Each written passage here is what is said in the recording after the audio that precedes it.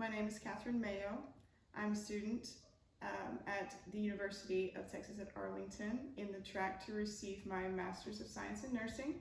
And today I will be presenting for you the book review that I've completed on the book titled Influencer. The full title of the book is Influencer, The Power to Change Anything. It is co-written by Patterson, Joseph Grenny, Ron McMillan, Al Switzler, and David Maxfield. These authors have a lot of expertise and credibility due to their education and their career history. Patterson completed his doctorate of business at Stanford and is the recipient of Brigham Young's Dyer Award in 2004 for his contribution to organizational change. Joseph Grenny is the co-founder of Unitas Labs, which is a nonprofit organization dedicated to the eradication of hunger and poverty on a global scale. And Dr. Grenny also boasts a 30-year history of corporate change consulting. Ron McMillan is a co-founder of the Covey Leadership Center, which he co-founded with Dr. Stephen Covey, who is a renowned author, specializing in business and change in his own right. Dr. McMillan also is a corporate change advisor to Fortune 500 companies across the nation. Al Switzler is an adjunct professor at the University of Michigan's Executive Development Center, and he's also a business consultant for Fortune 500 companies in America. Finally, David Maxfield earned a doctorate in psychology from Stanford and specializes in human behavior, specifically pertaining to medical error, safety, and creating corporate change. These 5 gentlemen collaborated to create Vital Smarts, which is an organization dedicated to promoting organizational change from a perspective of human behavior. The purpose and audience of this book are pretty explicitly stated in the text. The purpose is to share the principles and skills routinely employed by a handful of brilliant and powerful change agents so that readers can expand their set of influence tools and bring about important changes in their lives. The audience, as declared by the authors, is anyone struggling with embedded or difficult to confront problems that seem to have no option for change. This can relate to a personal arena or a professional one and is addressed in the text on an individual, corporate, and structural level. There are a lot of strengths about this book. I enjoyed reading it. There's a dry sense of humor that keeps it entertaining.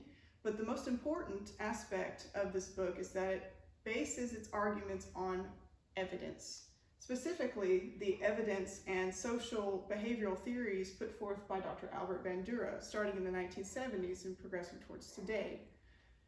Specifically, Dr. Bandura is famous for his social learning theory and is also famous for his work in vicarious experience to cure phobias. These concepts are applied in a very unique way by the authors. And the authors also use evidence-based information about human behavior to create the following strategy theory. There are 2 core questions that are important in the book throughout the text, and they have to do with human behavior and their motivation and their ability to elicit those behaviors. The first question is, can I behave this way? Can I do it? Do I have the strength, the knowledge, the skill, and the resources to behave in such a way? The second is about motivation. Is it worth it? Is the results or the potential results of my behavior good or bad? And is it going to benefit me in the long run or the short run?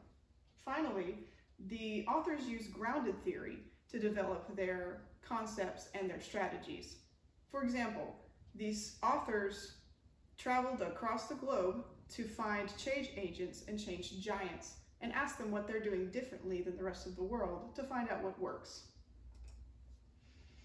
There are some limitations to this book. For the most part, the theories that are used as the basis for the strategies put forth by the authors are based on evidence. However, there are a few that have no basis or are based on anecdote or opinion. And this doesn't make them less valuable, this just makes them less credible. There are some sweeping claims about the effectiveness and scope of these strategies. Essentially, the authors treat these strategies as a one-stop shop to elicit the behavior that you want to see, when human beings are more complex than that. But how do I know that all of these strategies are applicable in all of the contexts that the authors say that they are?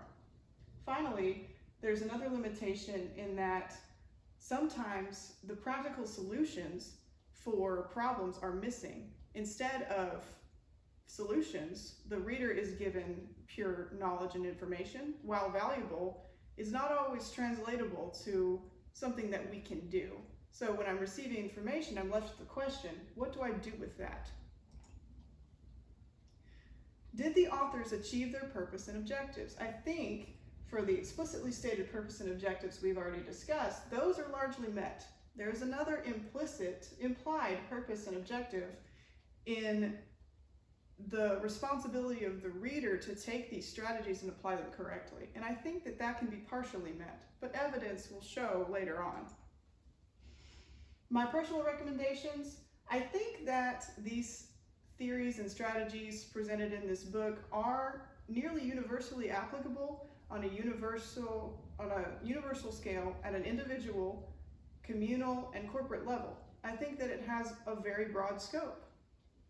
I think the audience that would most benefit from this book are corporations and professionals who are leading an organizational change, and I would like to see more evidence about these strategies being put into practice, particularly in the context of the healthcare field.